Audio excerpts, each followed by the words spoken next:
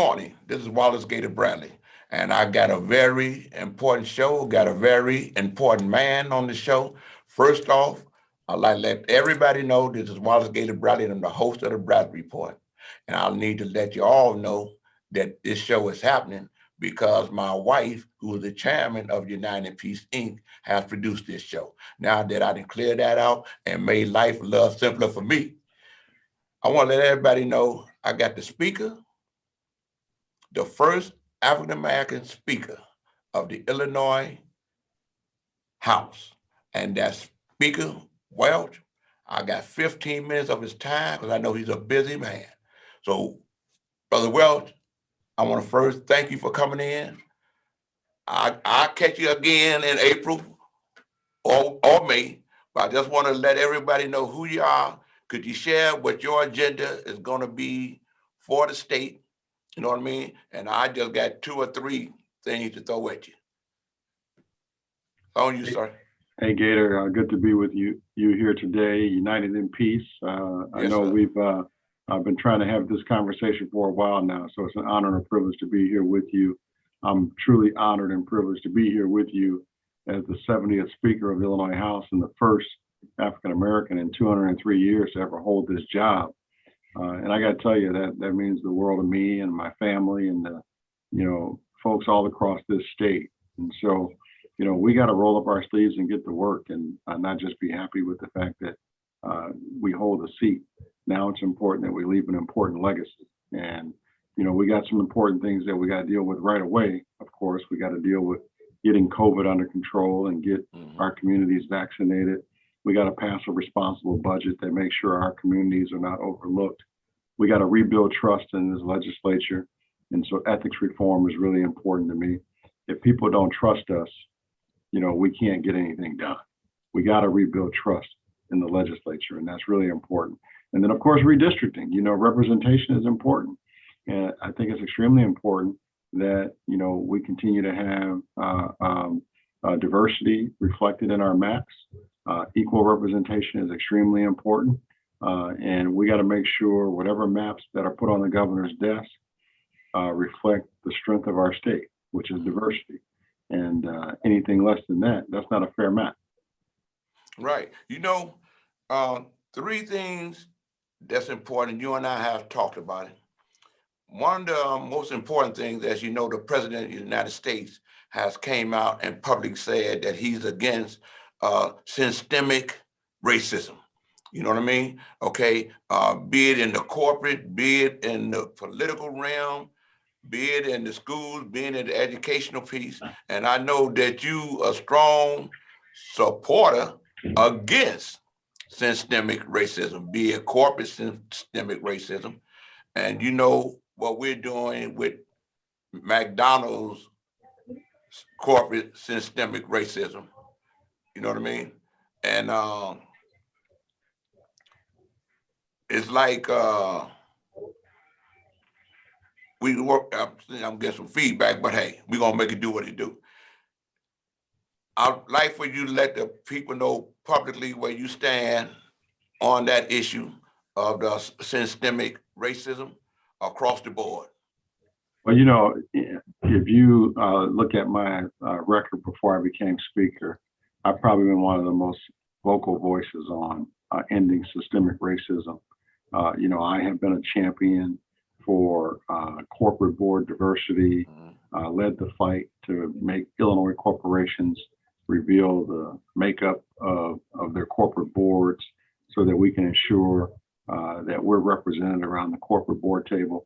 If we're represented around the corporate board table, their policies would be different, would impact us different. And I believe that if we're going to spend our monies in these corporations, they should at least put us around the board table to help them determine how to spend the money they're making off of our communities. It's extremely important. I also believe in supplier diversity. I've worked on supplier diversity my whole life.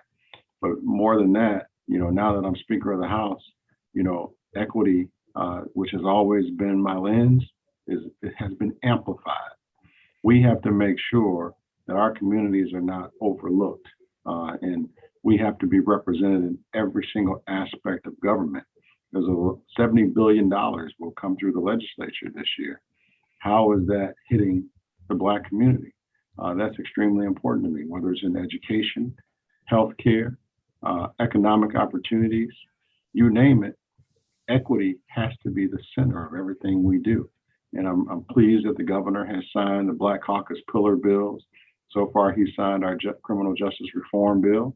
He signed our education reform package. And yesterday, he signed our economic opportunity bill. And we got one more to go, one more, and that's our healthcare bill, because that's extremely important to me and our caucus, because equity is the center of everything we do.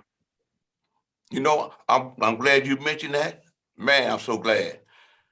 Because we got this piece is going, I'm going to Georgia on April the 1st, dealing with the Don't Be McFood peaceful educational protest, okay, against McDonald's corporate systemic racism, okay, against African Americans, especially the franchisees. They used to have 370 franchisees. Now they only have 180. So I'll get in touch with Sean and let him see where we're going, because we got congressmen that's writing letters in support of that, and I'll touch with Sean, you know, to let him know what's happening, and hopefully we can get a letter of support from your office.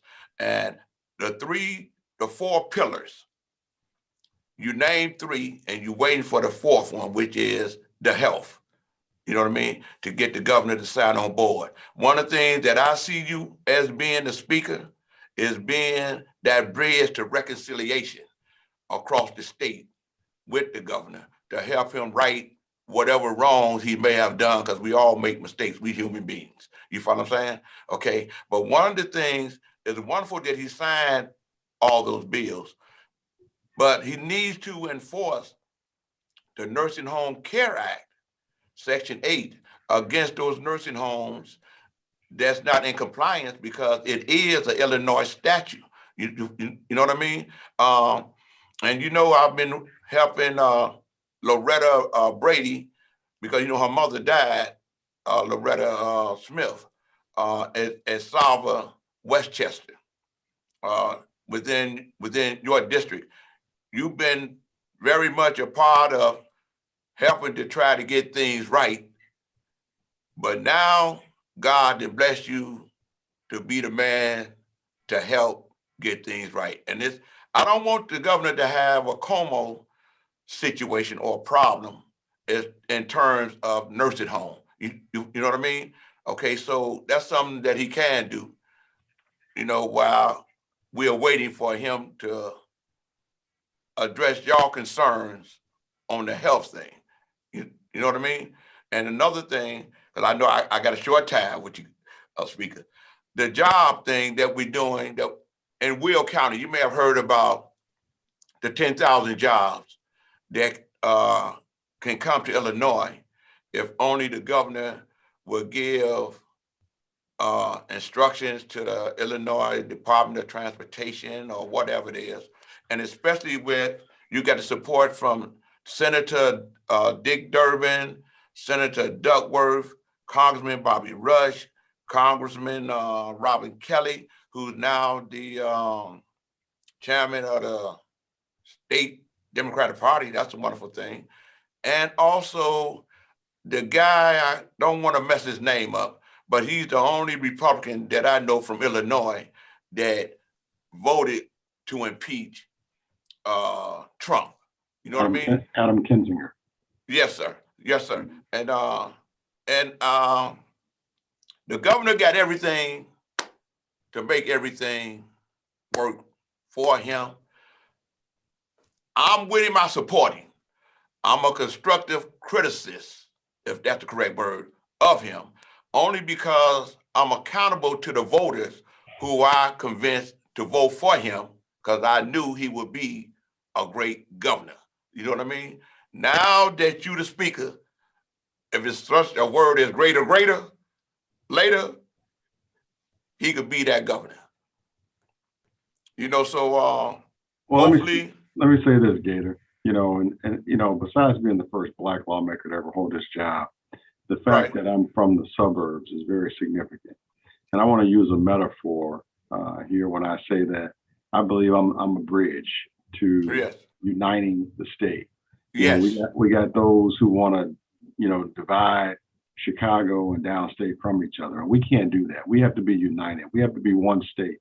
And being someone, I don't have a single precinct from Chicago in my right, district, that's and right. I'm not from downstate. But I see my role is to bring us together as one state because Uh, working together is what's going to move us forward. And I have a great relationship with the governor, and I'm looking forward to working with him and making sure right, he hears your concerns. Because just like you say to me all the time, and right behind you, it takes all of us. yeah, And it do. we can't be divided. It takes all of us. And we have to work together. We're going to hit these challenges that we face head on and lift up Illinois. And so, man, I'm looking forward to working with you and getting some great things done. And we're going to make sure the governor is working with us too. Please, please, please share that with him. We already know. He probably know. He watching the show. He gonna watch it too. But he knows. He knows, man. You know what I mean? I'm Everybody with him. watches the Gator Bradley show. Right, right. And I wanna say this too. Um, I'm glad that the settlement worked out for the brothers in the institution behind that COVID piece. And if it wasn't for the legislative body that was pushing to try to help with this COVID, because it caught everybody by surprise. Nobody was prepared for this. You understand what I'm saying, Speaker? And lastly, I want to say to your staff, I appreciate them for helping me to pin you down for this 15 minutes. They may see this as being a 15 minutes of fame. I'm taking this as 15 minutes of your precious time to let my viewing and listening audience know that you believe in getting the trust of the voters. You believe in reaching across the floor to get with Republicans. I was just reading this piece by Illinois House Republican leader Jim Durbin saying he'd like to meet with you, especially where you stated about attempting to change the state income tax structure from a flat rate to a graduated rate system at some point. Okay, and like you said, you suggesting trying the proposal tying the proposal to something specific, such as addressing pension obligations, as opposed to just asking voters to allow us to go to the progressive tax. Okay, that's a good move because if you let the people know how the money is going to be spent that you're asking for, all they want is transparency and truth. You know what I mean? That's all they want. And one thing now that the House and the state, federal government, and the president, they all have let it be known that they have no problem with getting the special project monies coming back to the states. And that's going to help the governor, that's going to help state reps, that's going to help state senators, and that's going to help you, Speaker. And this last thing, I'm glad of your leadership that you have. And the fund that used to be mannequins is now going to be the Democratic fund. And like you said, all the other Democratic members got to help you with that fund. And with that, folks, I got to let the speaker go. You know what I mean? And I want to say, to God be the glory. May continue to bless you and your family, bless your leadership. Okay. And I want to say, that's our story. Thank you, sir. Stay washed up. And hey, I took my shots, man. That's it, Gator. There you go. It All takes right. all of us. Everybody get that shot. Yes, sir. Appreciate you, man. Thank you. Okay. Take care. Okay.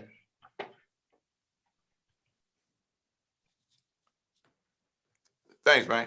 I appreciate you. Well, I had it for 15 minutes, and I may have a little time to finish my show on some other issues.